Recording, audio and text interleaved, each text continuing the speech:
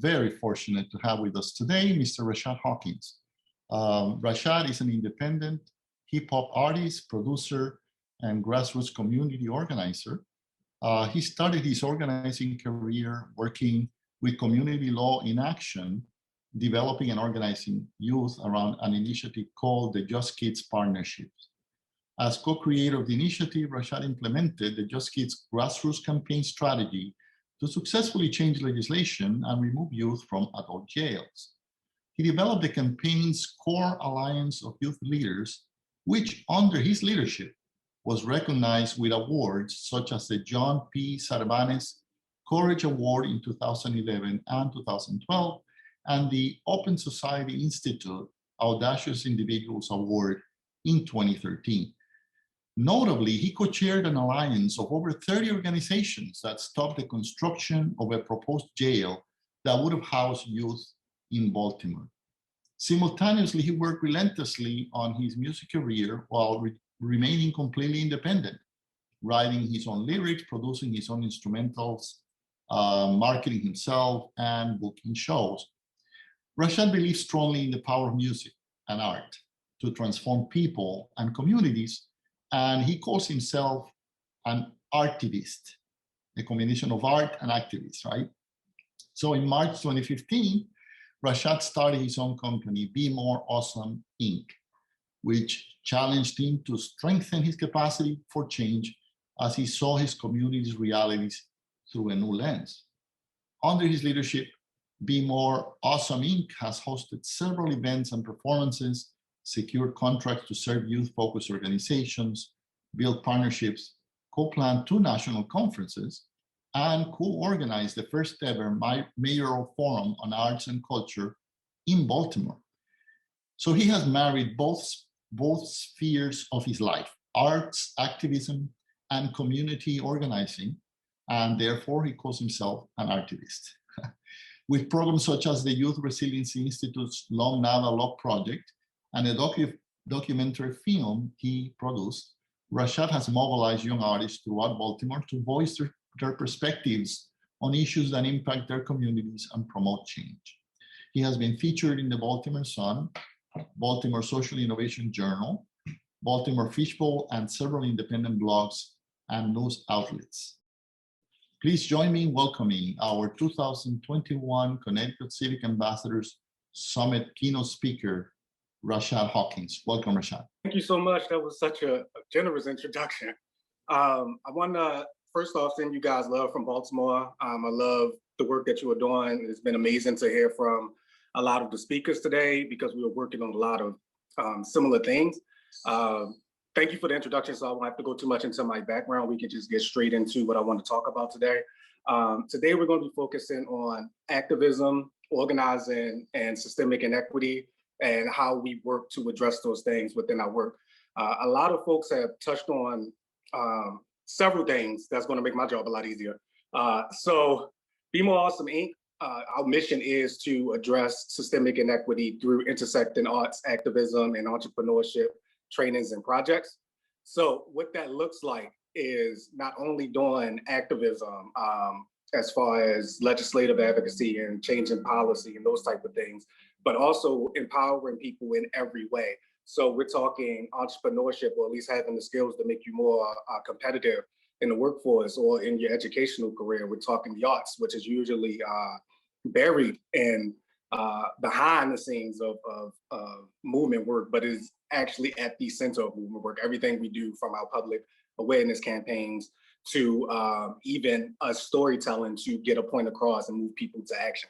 So today, I'm actually in a way better mood with the organizing climate. I'm talking to you guys because the work that you are doing is phenomenal. Civic engagement is something that is missing from the landscape today as it popped in, I think, around like 2015, 2016. So you see a lot of actions, you see niche issues, but you don't really see on a mass scale traditional community organizing.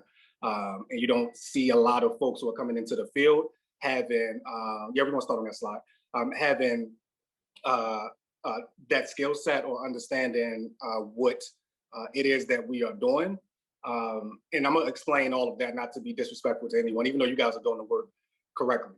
So we jump straight into the presentation, and we're just gonna go over some terms, the differences between some of the terms that are used interchangeably today.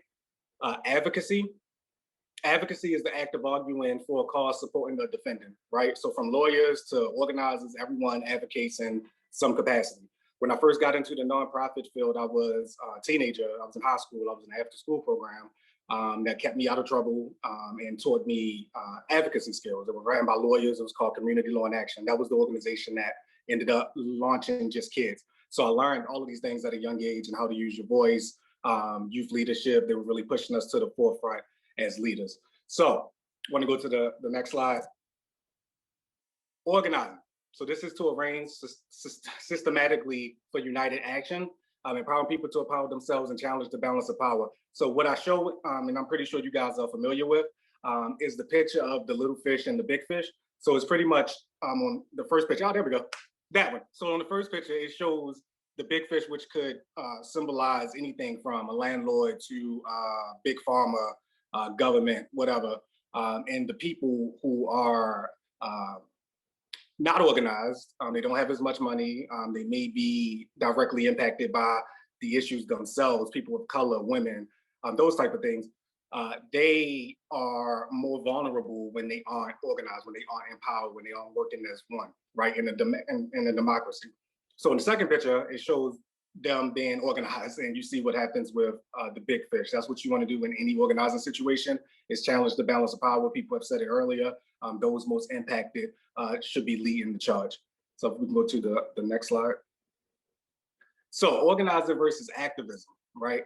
So organizing focuses on relationship building and like building a base, identifying leadership, those different type of things. Activism is the act of using that base, leveraging them, mobilizing them to engage in campaigns with specific goals that will then later impact change, right?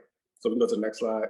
Cool. So types of campaigns, we're looking at, I don't want to go to this. So we just want to look at the different types of campaigns are in this space, direct action. That is pretty much you going out there and then using your voice and mobilizing people to create a specific change that's going to impact the lives of folks tomorrow or today, right? So, and then you have the public awareness campaigns and the education campaigns. I want to stop right here and talk a little bit because I have to get this. This is why I'm a little bit annoyed with the climate. Any campaign you ever want to do, you're going to have to change public opinion. You're going to have to change, or you got to raise awareness of some sort, right? Because if you didn't, then it more than likely wouldn't be an issue, okay? So what happens is that is a part of a larger strategy that works towards goals that creates systemic change. What I see a lot of, especially today, and not to knock anyone, the Black Lives Matter or the All Lives Matter or all those different type of things, is that we are having a there is a lot of public awareness campaigns happening. And a lot of times those campaigns are missing the organizing piece. So you folks do organizing, you know, like this is a culminating event from your organizing. So, you know, you're identifying specific people, you're educating people, you're training people, you're moving in unison, right? So with the way that organizing has happened today, sometimes it could be a little bit dangerous because these are real laws. This is our society. We all have to live under these things. The media is going to pick up certain stories. And those stories then influence the general population, and then it becomes a cycle, right? So we're gonna talk more about that later when we get into the influence of media and propaganda and how that plays into your campaign, whether it be a benefit or it's something that's working against you. We've seen it work against these campaigns a lot. So I would like to move to the next slide, please. We can, so from the next one. Well, I'm gonna keep going because you folks got the slides yourself. So next one is just the terms of note. We were just talking about public opinion, pretty much how the public feels about stuff, and raising awareness is pretty much public education. So the next slide with all the images is just what I talked about, the propaganda. So how did we actually get here? I'm so glad that folks filled in a lot of the gaps. But this fight, at least for me and for the space that I was in, it is a continuation of the civil rights movement, and it landed because of, I think it was the gentleman from the ACLU who spoke about the 80s. It landed in the criminal justice space because that is pretty much where slavery went. Okay, so we after slavery and the slaves were freed, you know, the South's economy was decimated. It's a documentary called Slavery by Another Name. Is also a book that you can watch or read that talks about this in great detail. Or 13th is on Netflix. Pretty much after slavery and the South's economy was decimated, they needed slaves, they needed free labor, so they linked on the prison system, and they had to justify the people that they were arresting. So that took the form of law changes, and it also took the form of propaganda.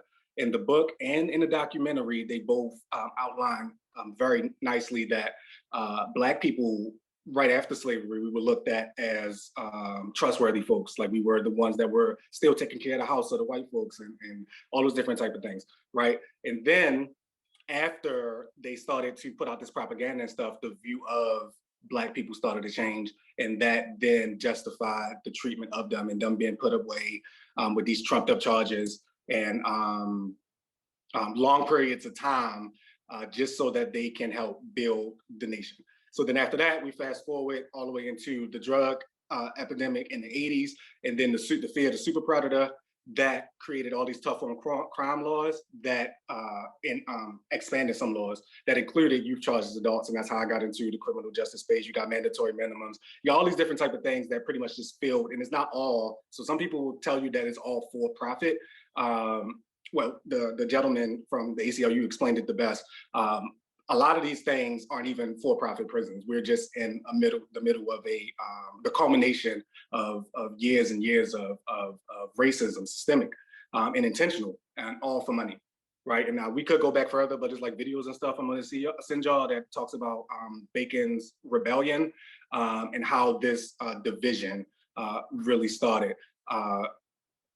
And also there's Jane Elliott's eye experiment and different experiments that talk about superiority complex and really the mental of racism, the internalized racism, and that gets us to the health space, right? So before we get to the next slide, I want to just pause right here because I heard someone speak about a health equity bill.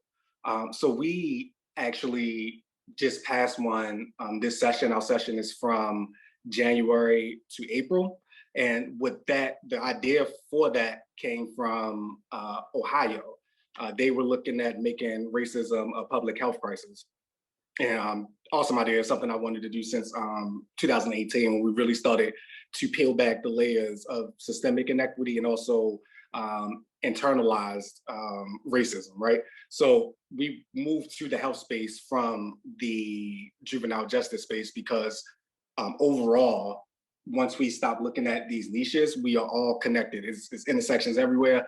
And the root of all of it is systemic inequity, period. It's health, it's poverty, it's all these different type of things. And a lot of times organizations get locked so much into an issue area that they get to a space where it's hard for them to create real change because they're too focused on their niche. And that was something we wanted to avoid. So we looked at inequity broadly. So because of that, we but we found it necessary to look at some sort of legislation that highlighted racism as a health concern. And then we got to the public health crisis. And I love what's happening in Connecticut. Anybody else that wants to try to do this, I would go for the commission route versus just making it a health crisis. Because when I presented it to our sponsor over the summer during the Floyd uprising, that was one of the things that she had pointed out from the Ohio bill with the 11 points, is that it was kind of just a resolution that didn't have any teeth. But with the health commission that's been put together, it has racism, addressing internal and systemic racism, all in the language of the bill. And then that commission also has advisory groups that can be made up of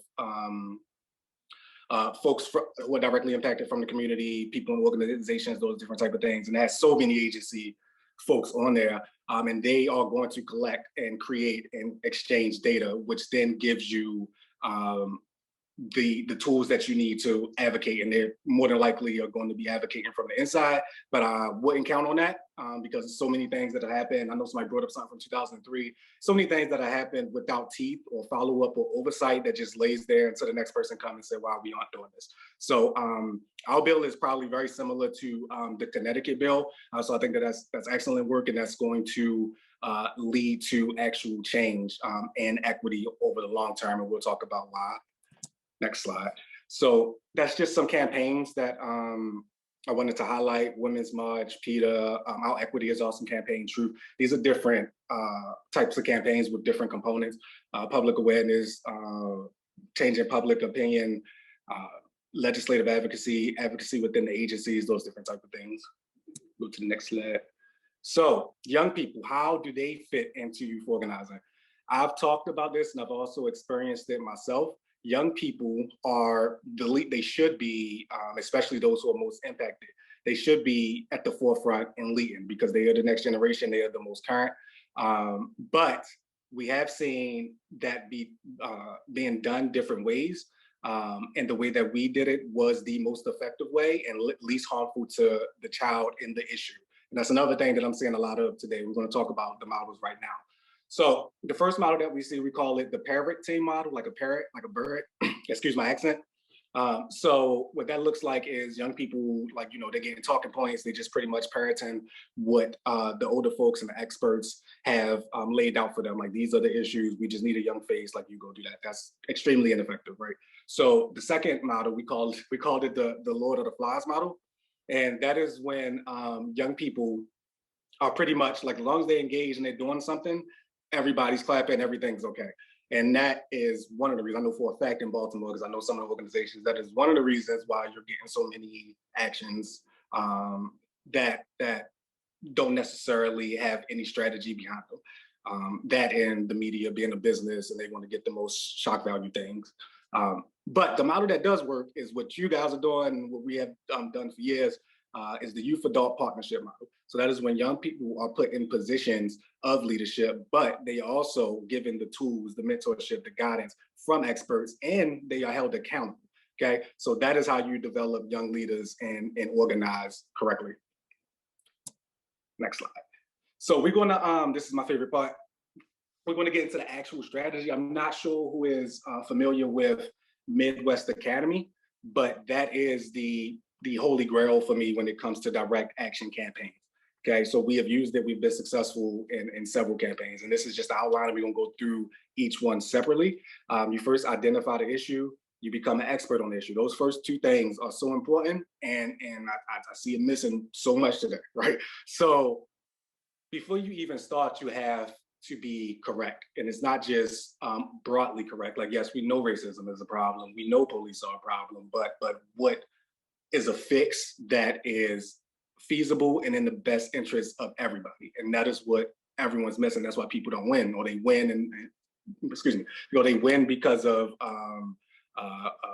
the media cycle and public opinion at the time, and then go back later, a few years later, excuse me, in a few years you go back and you're like, well, this was a horrible idea. You see it so much. And the reason is people weren't right when they started. So it's like, yes, racism is bad, but when you start to, like in Baltimore, the second uprising that just happened last year, the defund campaign never had any strength, because in 2015, when the riots happened, they signed the consent decree to then work on the Baltimore City Police Department, which means I think they have increased funding over the next few years so that they can address those issues. So it was never an option to defund. That's why the mayor kind of just threw them a bone. And that's what happens a lot when you don't have a strategy and you're not expert on your issue and you're not right. They'll just throw you a bone until it quiets down, and then they'll go back to business as usual, like cops, like canceling cops and stuff like that, the TV show. So those are the first 2 points. You identify the issue, you become an expert on the issue, make sure you're right, and then you identify your strategy, and all of these things are your strategy. You're setting goals, you're creating a resource pool, you're recruiting allies, you're identifying targets, using tactics, and working in media, which is a tactic, and then planning for success. That is just best practices. We can go to the next slide. So after you've identified your issue and you became an expert on the issue, which people like, you've been sharing a lot of information earlier on different issue areas, like in depth. So I know you guys already know what you're doing as far as the research stuff, but if you don't, research, try to find relevant reports, try to talk to educators, try to talk to experts in the field, think tanks that exist just to think about things and analyze them and create reports.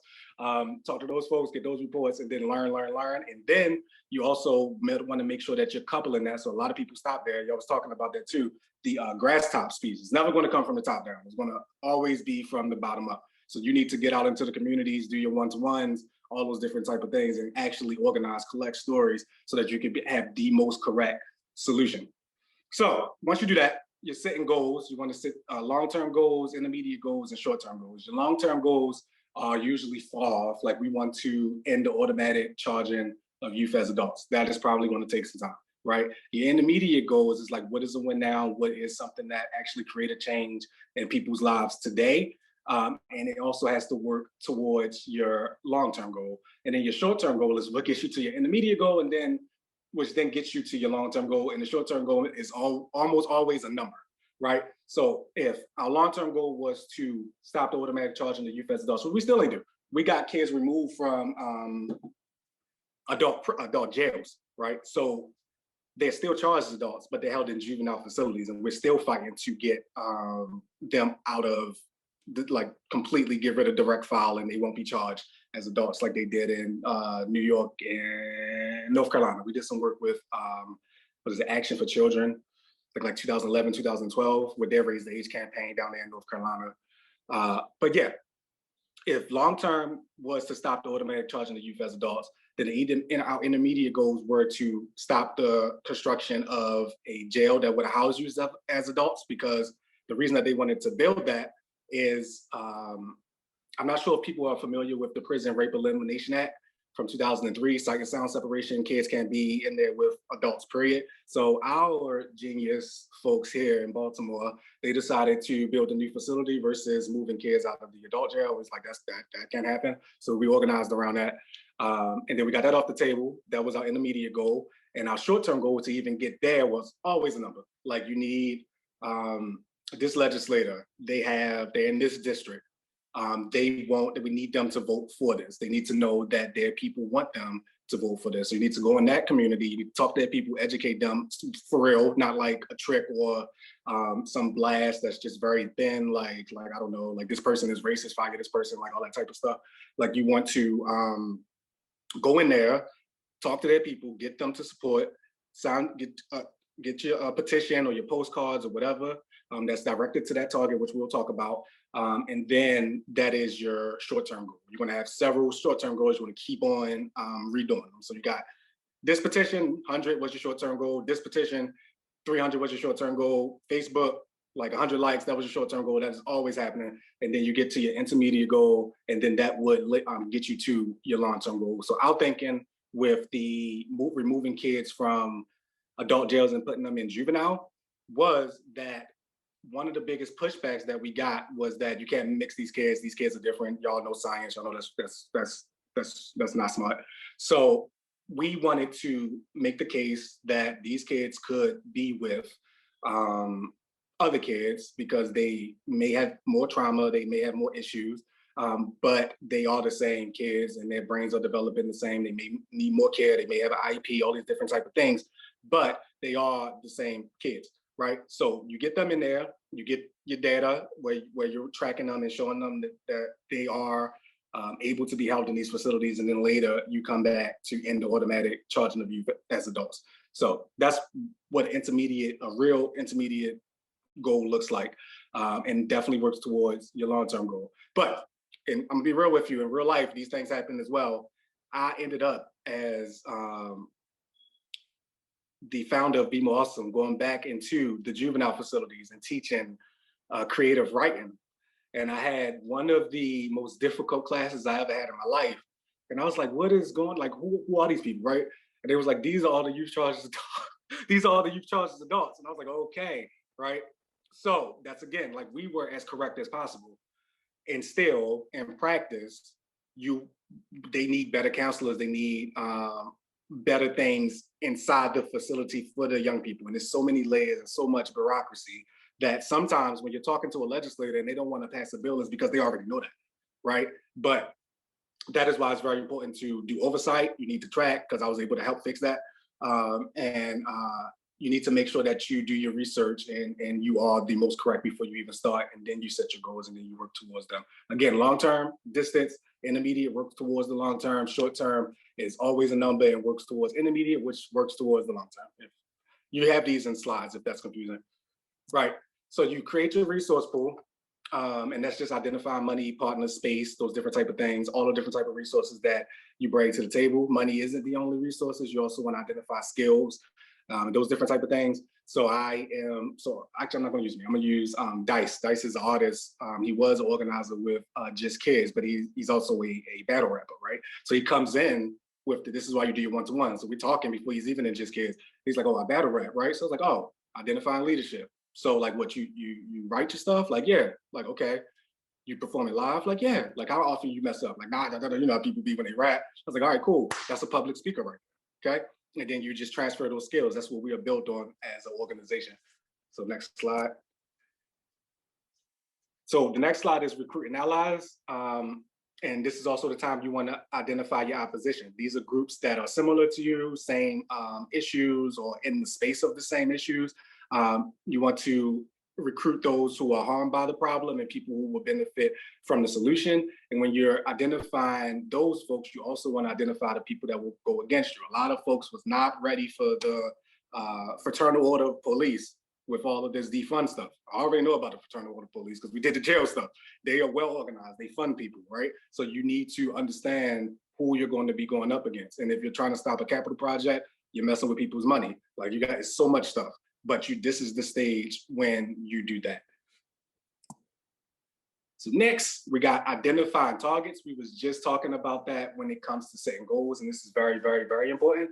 You have two layers of targets. It's always a person, it's never a body or group. So if you're at the legislator, you identified your specific committee, that committee is not your target. People on that committee are your target. And I heard somebody said either chair or vice chair. That's brilliant, because that is probably going to be the target. The vice chair, the chair is probably going to be target, vice chair, and almost everybody else on that committee are going to be the secondary target.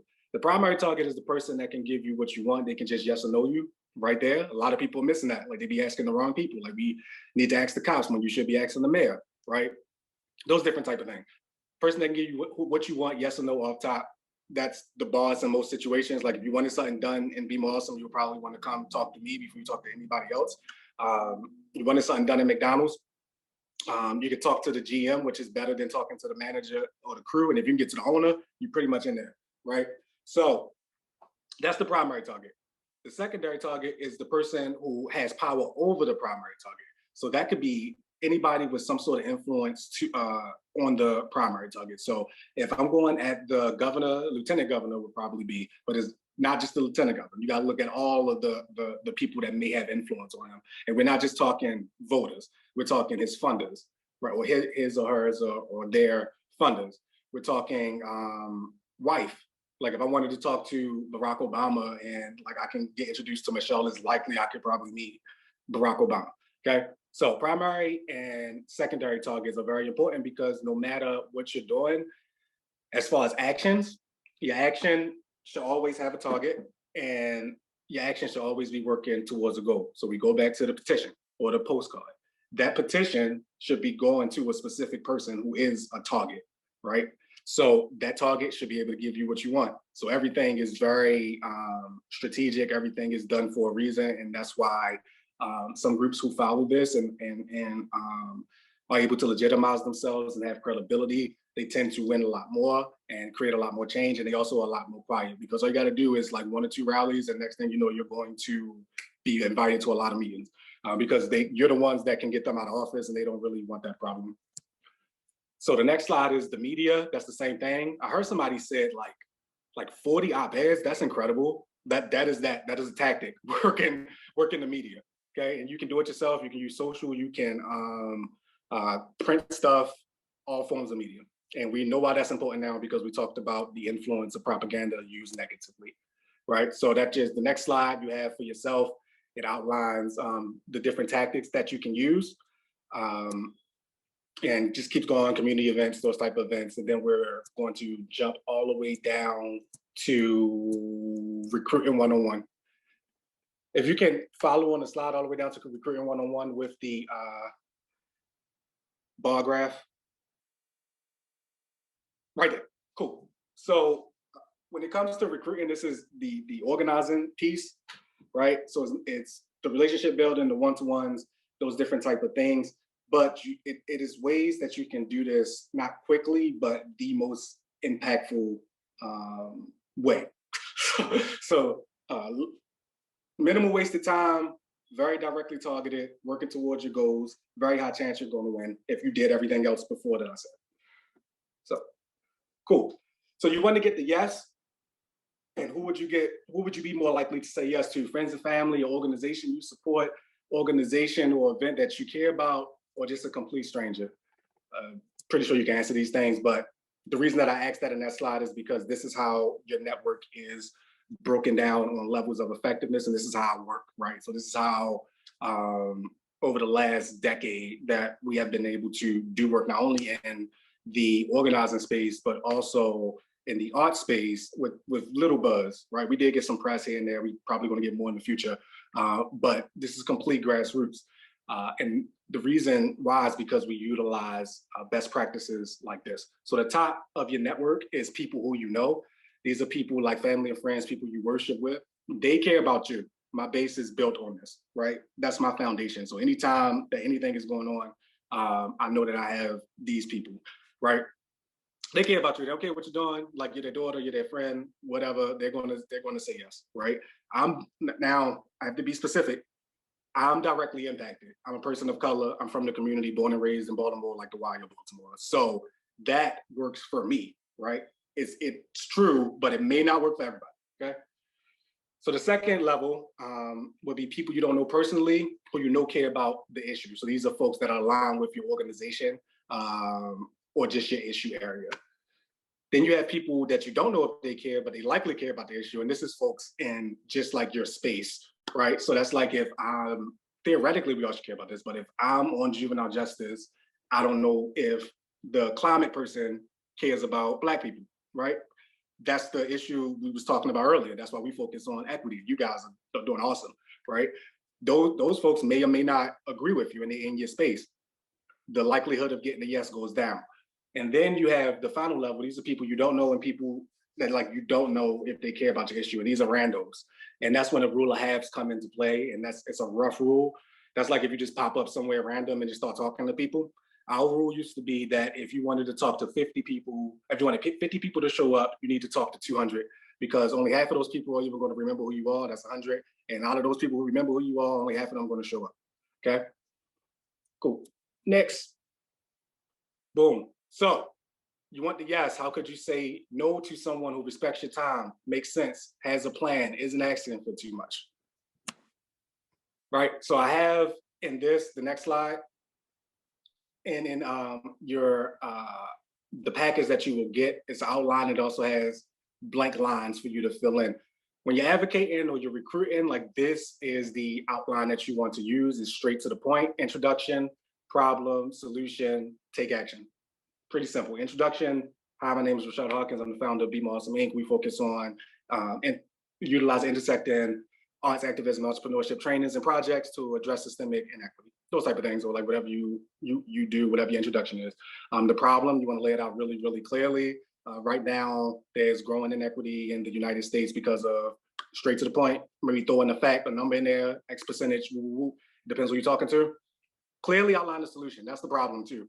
People don't, and it's actually working. Like people don't clearly outline the solution to get us from this point to this point, right? Clearly outlining the solution is a straight up plan that shows folks that with this specific change, it is going to make things different for the better in their lives or the lives of the impacted population that we're trying to serve. Okay, so that looks like is we want to get this jail off the table, redirect the money to education, then we want to change the law so that youth on charge is adults, and this is why, right? That's clearly outline the solution. And then to take action, that is how they are, the step that they take right now is going to work towards that solution, works towards your goal. So when you take action, you're like, we need you to sign this petition. The reason that you need to sign this petition is because delegate blah, blah, blah, really cares about their constituents. They need to know that their constituents care about this. Our bill is in committee right now. Once you sign this, we'll give it to them. They'll know that you want to see this change, and that will lead to it being changed. Pretty simple. Not like that, like I'm freestyling right now. So the last one is, how are you saying things? Okay, so if you want the yes, how could you say no to someone that is confident, sound like they know what they're talking about, is assertive but respectful and likable, just like me. So these are the things. You don't want to apologize, you don't want to whisper, you also don't want to yell. I'm kind of yelling a little bit, you might want to turn it down just a little bit, but somewhere around this tone and frequency is what you want. You want to be natural, which I'm doing. I am using a lot of ums, but like it's been a decade. I'm sorry if you guys get triggered by that. You want to use strong language, and you want to end on a down tone. That's kind of funny. So the weak language you want to avoid, and I can't stress this enough, this is psychology. Maybe trying, asking, possibly, okay, we understand, basically, hoping, probably, perhaps, we think, can't, won't, and never. All get it out of your language when organizing. The strong language you want to use is working, winning, our strongest partners are, pressuring, crucial, vital, fighting, demanding. Can you match that? That's for donations. Exactly, critical, urgent, and necessary.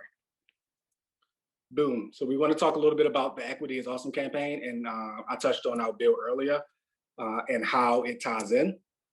So pretty much I'm just talking about the Equity is Awesome campaign. Pretty much when we first started, we wasn't going to do any hands-on organizing because we already did it. We wanted to train the next wave. We wanted to our programming to create the next organizers and folks to pick the issues that they want to pick, informed, right, and skilled. We didn't want to just bring people in and like utilize their stories and like all those. We already done that. We wanted to evolve and do something that's more correct. I just saw a question. I'm sorry, I haven't been really reading questions.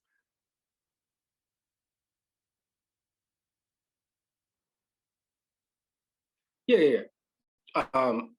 So yeah, like when we first started, the reason that we felt that this was the ideal model was not only just the textbook expertise, but we found that opportunity youth, ages 16 to 24, I want to say, those are the folks that end up in the system a lot. These folks are usually disenfranchised. They are usually out of work, out of school, all those different type of things. These folks are many times interested in the arts, whether it be rap, hip hop. Like I can tell you straight up, like we've already done the research. A lot of people in the hood want to, well now some of them want to be activists, but a lot of people in the hood want to be rappers, singers, athletes, those different type of things. Now, the era I came up in, they would tell you that like, nope, you need something sustainable. You got to go get in depth in college and you have to do all these different type of things. And I felt that was discouraging. And I know that discourages the young folks because I lived in it and they're telling me, but this is something that they really want to do. And if you use that as a hook and then teach the transferable skills, because they are transferable, you're going to need an email list for organizing, starting a business. And if you're an artist and you want to promote your mixtape or whatever, get people to buy things, right? So we started to look at the hook that brought them in, which was the arts, and then how to teach them the skills that are necessary to be empowered citizens, to be active in the civics period, and also give them the skills to, if they want to become entrepreneurs, and they're going to need that skill for music anyway. Everybody isn't going to end up with Grammys. Everybody is going to end up completely living off of music, but everybody can have a real shot. And if you teach those skills, just like they taught me activism, and they thought that I was going to go to college and use this to get a poli-sci degree or something like that. You never know where they're going to end up if you can bring them in the first place, and then utilize their interests to teach them what they need to know to be independent, empowered, and engaged. That was why we started Be Awesome Inc., and that is why we wasn't going to be involved in direct action at first. Then in 2017, we were approached by the NAACP Legal Defense and Education Fund out of the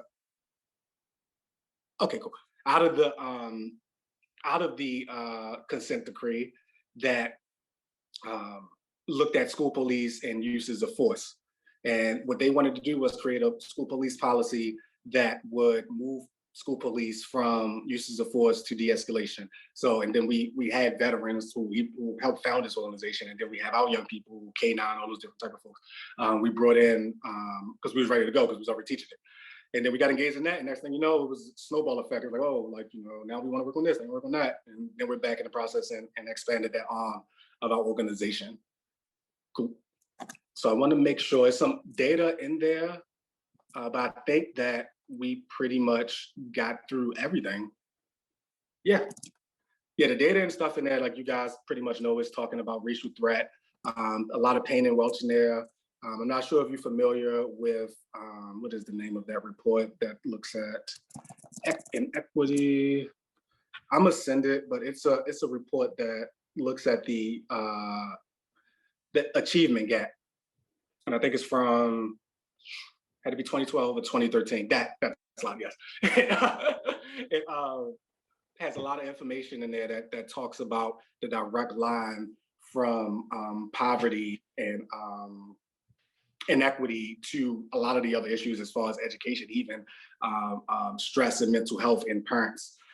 So that is what I had to speak to you guys about today. Yes. And I open the floor up for questions.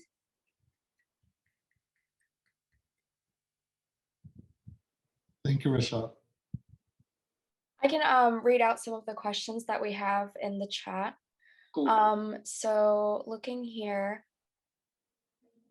so someone from Health Info Specialist is asking, is there a difference in presenting your Ask intro as a youth versus adult that you've attempted or suggested and proven useful? If I was, let me think. Depends on what you're working on. I can definitely tell you that it really depends on what you're working on. A lot of times your youth is working to your advantage, and sometimes it could be a disadvantage depending, again, on what you're working on, who you're talking to. Some people know that they can't look bad being disrespectful to kids or like not talking to kids or taking a meeting with kids. Some people generally want to support the young folks, and some people don't care, and this is legislators, about folks until they're 18 because of the voting piece. So it really depends on who you're talking to and what you're trying to do. But in the communities, I would definitely hide behind being young. I would just not hide behind it, but I would lead with being young because they would be more open to speaking with you, and that has a lot to do with a lot of things that we talk about, and a tense, anxious, traumatized feeling in certain neighborhoods that are directly impacted, who may not like people just walking up to them and talking to them. All right, if you have any other questions, you can feel free to put it in the chat, or you can just go ahead and ask directly.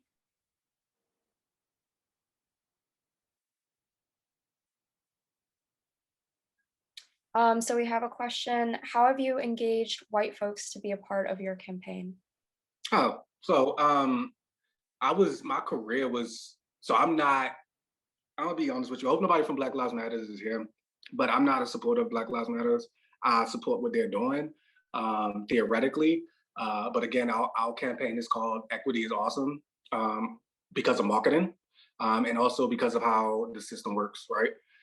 So we would have known that the FOP and their sympathizers would probably, and because of the mental of racism, the superiority complexes, and the fact that none of that is being addressed, is like folks don't understand that they are legitimately talking to a brick wall in a lot of cases, right? So we have never been an exclusively Black situation, but The fact that we do the work correctly leads to people of color and women having preference because their needs are more urgent, and also them being at the forefront and them guiding a lot more of the changes and things that we take on because they have expertise from experience, which is an actual thing.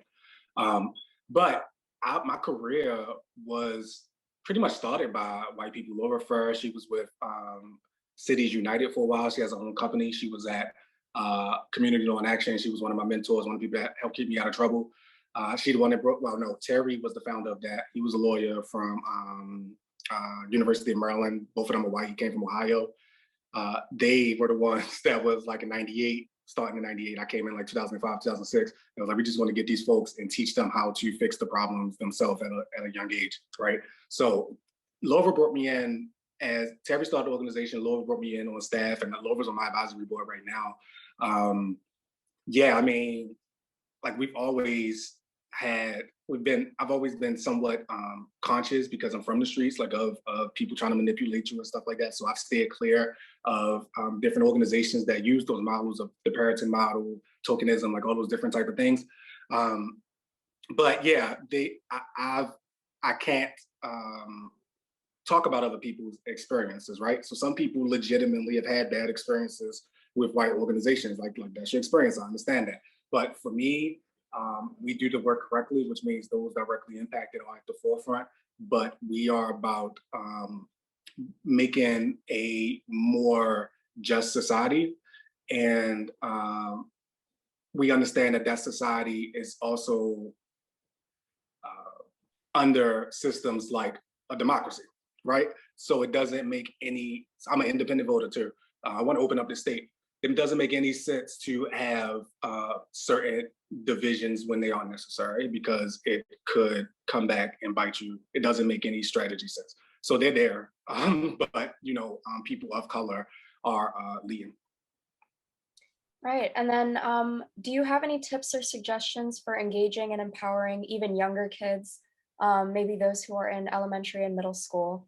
And how do you help that age group find their voices and their passions? That is a tough demographic. I'm not even gonna lie to you. I focus more so. I haven't worked with my son. I haven't worked with. It's been wow. But what we did find was that since they are kids, like you have to deal with no problem, Doris. You have to deal with adolescent brain development. You have to deal with all the different things that are just children, right? So one, I would say be conscious of that as much as possible. Become an expert on what you're doing, and then you're able to build, just like I did Be Awesome, your situation around the young people. I don't work with that age demographic, but I have a little bit, and they are really tough to engage in direct action campaigns. But the art projects, we have a video where we taught, and they understood this stuff, where we taught the influence of media, propaganda, those different type of things, like what the media is doing that impacts your brain. And then we gave them a project where they pick an issue from, I think, their school, and then they shoot a commercial on it. And like one of them picked, I think, like school lunches, and the other one picked the heat. These were real issues. And then they had only a few minutes to create a skit. And I'm gonna send y'all that video. And they like created like legitimate commercials. I was like, oh, so you have to find like what they're good at, what they're interested in, and also work around the realities that are them. Great. And then last question, just to wrap up, do you think progress is accelerating or slowing now?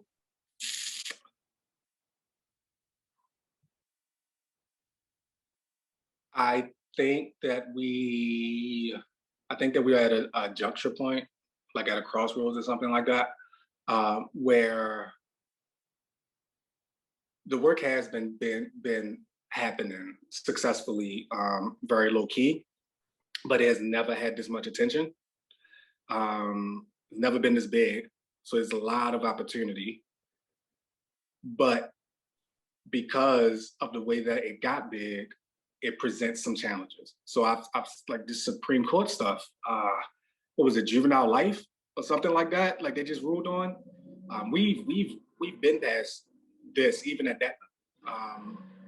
And I have to research that, make sure I'm not speaking incorrectly. But little stuff like that, and you start to see little bills coming out, like Minnesota, they're trying to expand collateral consequences.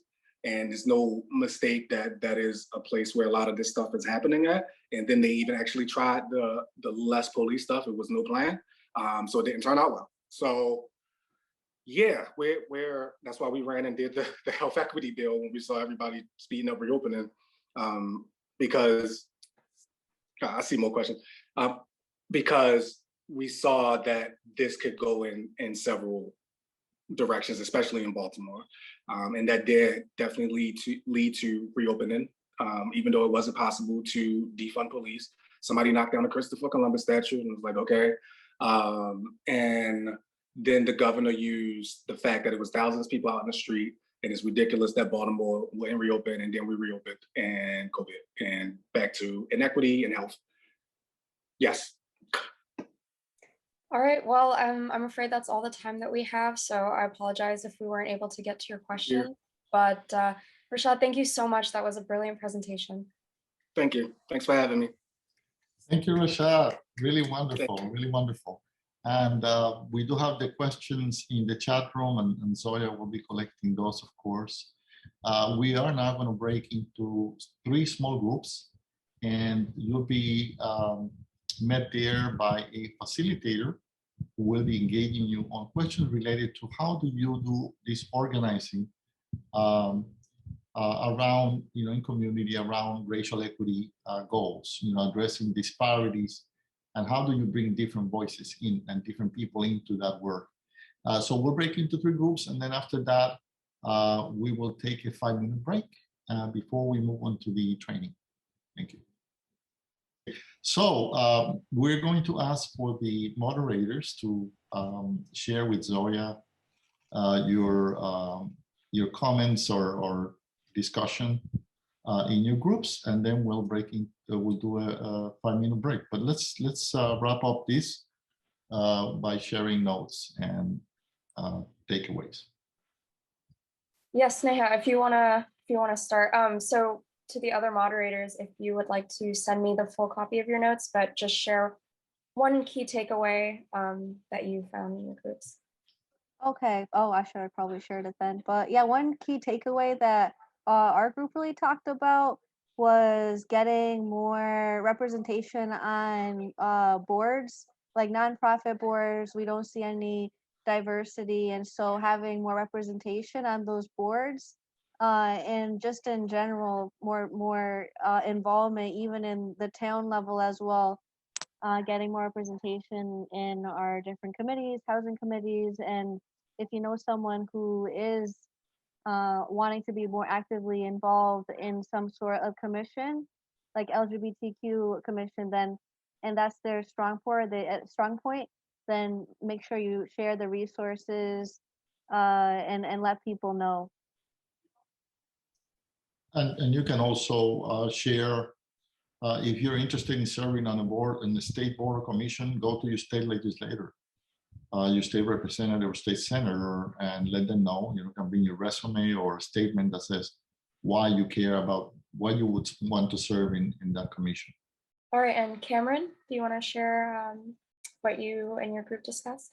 Yeah, so I think a big thing, the biggest takeaway was that we just talked about it right here at the end, was that it's not just about people being interested in the issues, but also making them feel comfortable when they come together with people in the community, and making sure that there's connection and that people, not forgetting that we're humans and we're not just there to talk with the issues, but making sure that it's both, and that we care about the issues, but are also comfortable with one another when we're doing this work. And then I know there was a bit of talk about burnout and trying to keep people motivated when they're organizing, because it can get hard, especially on projects that go on for long periods of times, and just making sure that people are encouraged by the good results, and also appreciating the small wins that come your way and not just waiting for bigger wins to happen. Great, thank you. And then I'll report out from my group. We had a lot of great conversation about different topics. But one thing that did come up was around technology and organizing through Zoom or online, and how it has benefited several conversations, and in terms of people being available and it being accessible, both for time and convenience, but also recognizing the drawbacks that are associated with it. So whether that be, Zoom fatigue, whether that be recognizing the privilege of having access to internet and being able to come online for these kinds of events. And so moving forward, when we think about a post-COVID society, really connecting the best parts of being in person and organizing online and using these resources that we've kind of come to know very well to our advantage. But thank you everyone for participating in that small group, and we will get all of the notes from the small groups and have that sent out to you so that you have that for your information. But yeah, so I think we're ready to move into a small 5-minute break. We'll have some slides going, so please feel free to watch those.